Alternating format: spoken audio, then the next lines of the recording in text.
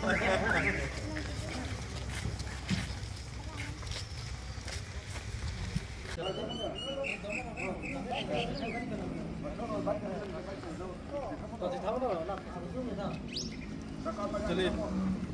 अपना गाड़ी में हम जाएंगे।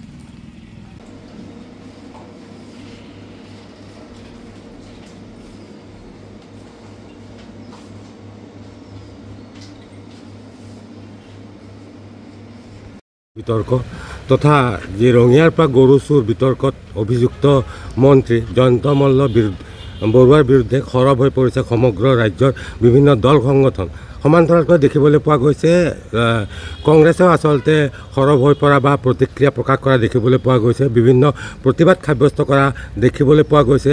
আজি আচলতে কি কাৰ্যসূচী লৈ আপোনালোকে যি খেৰণী আৰক্ষী চকী আছে আৰক্ষী চকীত উপস্থিত হৈছে কি ক'ব বিচাৰিব?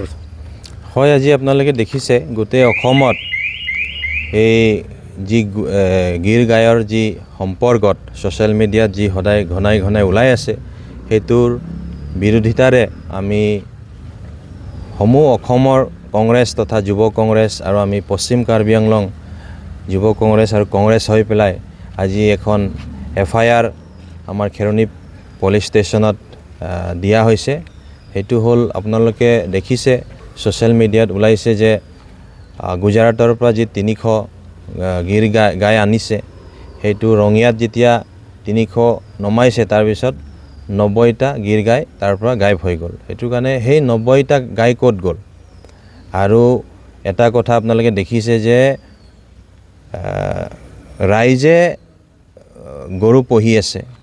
বিভিন্ন অসমৰ প্ৰান্তত আমাৰ আনএমপ্লয়মেণ্ট বহুত বাঢ়িছে, কিন্তু এটা বস্তু আচৰিত পাইছোঁ যে এজন মন্ত্ৰীৰ পত্নীৰ নামত 50 লাখ টকা যি আপোনালোকে দেখিছে যে 50 লাখ টকা সাবসিডি পাইছে। আমাৰ অসমত কি গাই পোহা বা গৰু গাই পোহা আনএমপ্লয়মেণ্ট নাই নেকি? তেওঁ এটা কথা কৈছে বোলে সেই তেতিয়া কোনো এপ্লাই কৰা নাই। সেইটো আপোনালোকেও গম পায় যে এইটো মিছা কথা কৈছে। সেইটো কাৰণে আমি আজি ৰাইজৰ স্বাৰ্থত গোটেই অসমবাসী ৰাইজৰ স্বাৰ্থত এটা উচিত তদন্ত হ'ব লাগে বুলি আমি পশ্চিম কাৰ্বি আংলঙৰ কংগ্ৰেছ হৈ পেলাই আমি আজি খেৰণী পুলিচ ষ্টেচনত এটা FIR দিছোঁ আৰু দৰকাৰ পৰিলে এটা CBI এনকুৱাৰীও হ'ব লাগে। সেইটোৰ বিষয় লৈ গোটেই বস্তুবিলাক ওলাই আহিব লাগে যে সঁচাকৈ গোটেই পইচাবিলাক ক'ত কি ইউজ হৈছে, ক'ত মিছ ইউজ হৈছে, সেইবিলাক গোটেই তথ্যবিলাক ৰাইজে জানাটো উচিত আৰু ৰাইজৰ সেইটো অধিকাৰ আছে। আৰু এটা কথা জানিবলৈ যত্ন কৰিছোঁ, যিহেতু দেখিছোঁ যি বিতৰ্ক আছিল, বিতৰ্কক লৈ আচলতে সংবাদ মেল তেওঁ আয়োজন কৰিছিল বা সম্বোধন কৰিছিল। তাত দেখিবলৈ পোৱা গৈছিল কোনো এক বিশেষ আচলতে প্ৰতিষ্ঠান যি সংবাদ মাধ্যমৰ প্ৰতিষ্ঠানক তেওঁলোকে আক্ৰমণ অৰ্থাৎ বৰুৱা দেৱে আক্ৰমণক লক্ষ্য কৰি তুচ্ছ তাচ্ছিল্য সূচক মন্তব্য কৰিছিল এগৰাকী সাংবাদিকৰ বিৰুদ্ধে। কি ক'ব আচলতে সেই বিষয়ে? তো এতিয়া চাওক, সাংবাদিক যিমান আছে তেওঁলোকে নিৰপেক্ষ হিচাপত কাম কৰি আছে। আৰু এজন সাংবাদিকে যেতিয়া প্ৰশ্ন উঠাইছে আৰু সেই প্ৰশ্নটো হ'ল 100% মানে সত্যৰ যি প্ৰশ্ন সেইটো কৰিছিলে, আৰু সেই প্ৰশ্ন কৰাৰ লগে লগে তেওঁ যি ব্যৱহাৰ কৰিছে সেইটো আমিও কংগ্ৰেছৰ হৈ পেলাই আমি গৰিহণা দিছোঁ।